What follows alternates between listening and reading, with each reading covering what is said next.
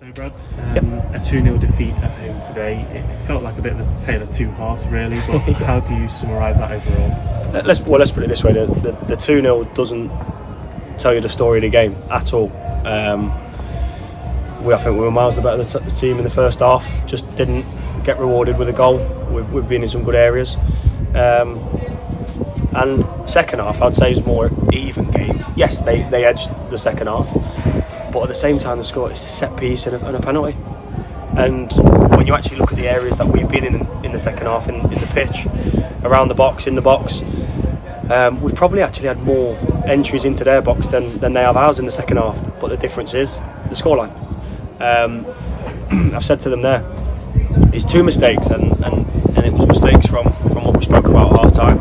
That realistically, if they were going to be effective, it was a midfielder coming through and playing off into a striker off defenders' shoulders. We nullified that didn't happen. Or if we lose first contact and runners off that first contact, and that is what led to the first goal, and it's also led to the penalty. And we can't keep having them errors over and over again when it's the areas that we're talking about and what we've said could potentially hurt us. If we're aware of that and we get done by that, it doesn't go down well, and it certainly doesn't go down well with myself. Not when we've been meticulous and we've seen where they can hurt. We've planned for it and we've planned how to play against them. And for the majority of that game, we did really well. They had to change system for us, which is something you have to be proud of because you're doing things the right way. You're hurting them in the right areas. But both boxes is critical. And I said to you just before we came on this that I genuinely believe if we score first, we win the game. Because the wave that we were riding at times, they couldn't really handle it for large periods. But that's what teams at the top do. When we don't score, they'll find a way to nick something, and fair play to them. Regardless of them playing 3 or 4, maybe 5 games more than people around them, still got to put the points on the board. So we've everyone that came today would have known the story of that game, and they would have seen the improvements. And I think we're now starting to see a base of what it could be moving forward. But of course, it's disappointing when we know we could have got something from that game today. Look, the result obviously didn't go our way, but coming into the match, I think we were unchanged for maybe like the first time this season. Do you think you found a competitive 11 now? Absolutely, yeah, to a degree, and we've got people to come back into that as well. But I did say that before the game. I said we haven't had the luxury of being able to come off the back of a win and play the same team, let alone play the same team anyway. So it was nice to have a little bit of consistency. It doesn't look like we've got many casualties from today's game, which is a blessing because the last few months have been a struggle after games.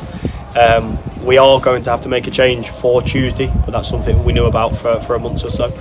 But at the same time, it's nice to have a little bit of a better look at an 11 and players coming in off the bench off that can fit into it. We can start looking at the system. We can start having players knowing exactly what they need to do when they come onto a pitch.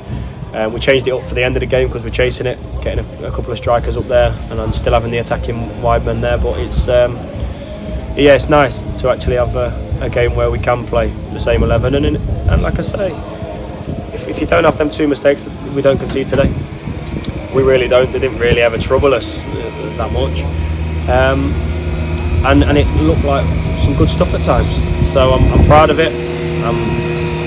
Of course, the results on what we're after, but no one expected us to get anything from that game other than ourselves in that dressing room. And I told the boys that for 55 minutes at their place they were a better team, and I'd say for probably 75 minutes today, especially the first half, but 75 minutes in total because we shared the second half.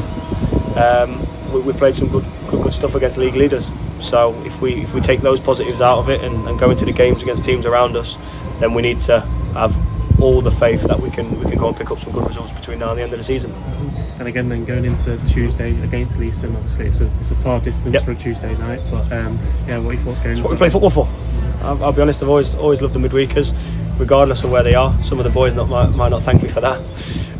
But at the same time, we've got to go into that full of confidence. We have to go into it full of confidence. We've got nothing to lose now and everything to gain. So let's shock a few people along the way, get a few better results, and let's look forward to trips at this level of football. I said before the game, we respect every single person that pulls on a shirt and puts on a pair of boots that are in front of you. we should never have an inferiority complex. So that's what we will do from now until the end of the season. We'll make sure we go into every game, we're competitive, we show people respect, but we play them with no inferiority complex whatsoever. We go out